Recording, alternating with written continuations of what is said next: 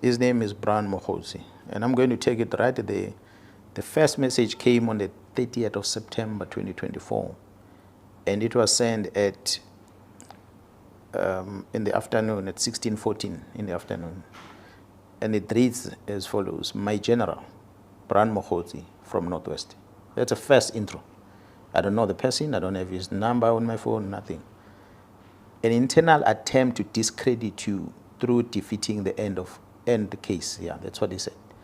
It's a second message that came 3 minutes later, 16:17. An internal attempt to discredit you through a defeating the end case. It ended there. I did not respond until the following day when I saw the message on the 1st of October. I responded. My response was that, morning, sir, what are you talking about? What defeating case are you referring to? And who is behind that? That's a question I asked him. And that was about 7:44 in the morning, the following day, which was on the 1st of October. On the same morning, in the same minute, he responded by writing a word thanks, I assume, but without his TH and X. Thanks.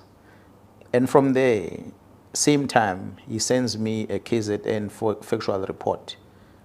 A factual report which is a report that, assuming, was drafted by the commander that was on the crime scene on the eve of that attempt arrest of that prison official. And this was directed to the Provincial Commission, which I never received. This factual report was directed to the Provincial Commissioner, and this very same factual report is not signed at the bottom. Although it's got the name of the member that was in charge, but so it is a report directed to me. It should have been signed, and it's dated on the 9th of January 2024. That was a day after the incident. So which means the member who was in charge was communicating to me that as per the engagement the previous night, this is what he has done. So this was a factual report. That was never sent to you? Which I never received. Maybe it might have been processed somehow, but I never received it. And this COP one is not signed. So he sends me this. The first question is, but where will a civilian person guess this thing? I have never heard of a name, Brown Mogotsi, before in the police. So he sends me that factual report. And immediately, same time, he sends me the copy of OP entry. Someone took a photo of that OP entry, which is accompanying this report, which basically contains the same thing as 2 pages of the OP entry, containing the same thing that is on the OP. And after that, 7:51, the next message is, please handle confidentially. A meeting with the complainant will revert. That's his message. Next message, which he sends at 8:37. I'm in Lusikisiki today. Well, there's a WhatsApp message, which means I am in Lusikisiki today. And the next messages come after that. General Khumalo, DivCom, just checked your standing with him. Now introduce something else. He's still busy with the prison. Now introduce General Khumalo. General Khumalo, DivCom, just check your standing with him. Yesterday, he pushed a negative narrative about you on the CITs in KZN. Again, the same complainant spoke with him. And then from there, he attaches a screenshot of a presentation, assuming was a confidential meeting, this one, which a crime intelligence was presenting their policies. He has a copy of that first slide. Could it be that he was in that meeting, or someone who was in that meeting took that picture and sent it to him? Well, I didn't know. So this was to him to prove that I must trust him because he's making a reference to crime intelligence.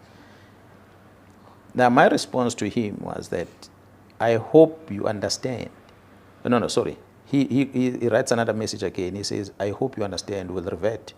Confidentially is key here. That's still him. And then I gave him a lengthy response, which was sent to him on the same date at 9:25. Maybe let me read that response I sent to him. I know that matter very well, which was an alleged operation that was conducted at the premises of a high-ranking DCS officer without a search warrant. That was a state house which is within DCS premises. Who doesn't know that at prison there are too many illegal activities taking place? The alleged illicit goods were found in the dustbin which was outside the house. Those members felt that only the DCS senior must be held responsible, hence they wanted to charge her. It is a known secret that there are many illegal activities that are taking place within DCS, so to simply blame the house tenant for items that are found inside the dustbin was malicious, and it would have not been successfully prosecuted, and a civil claim would have been registered against the SAPS. The minister will learn the truth one day about the items which have been about that team which have been complaining that I have made them conduct crime-fighting operations which are outside their mandate, although when they want to, they do such duties. For example, this one, which was carried out without following legal process, and let alone informing either myself nor the district commissioner.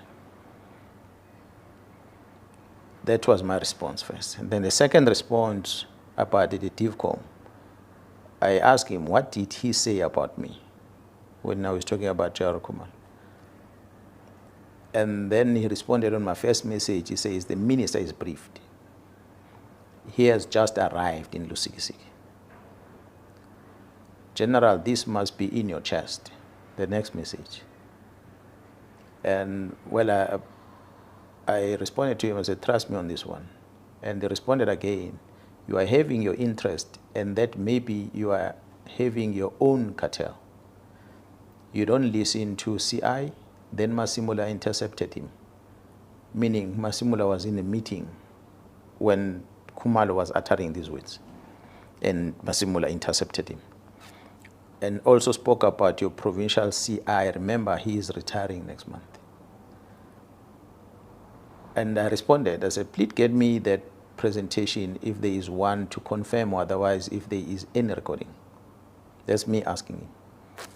And his response was that nothing. General Carl will brief you next week.